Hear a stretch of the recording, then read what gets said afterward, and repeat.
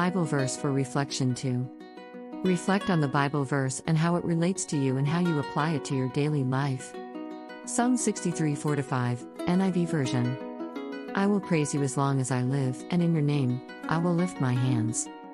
I will be fully satisfied as with the richest of foods, with singing lips, my mouth will praise you.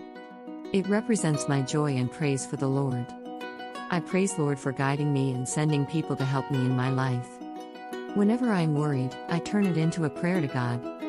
I find that God is there to support me and take away my worry. I sleep with a grateful heart to God.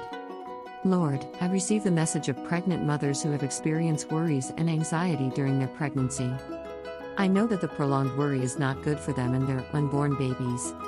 Lord, I would like to lift the worries, anxiety and fear of all pregnant mothers for you to take away their worries and comfort them with your blessing and love. Lord, help them to feel peace and joy despite the challenges that they face in their lives.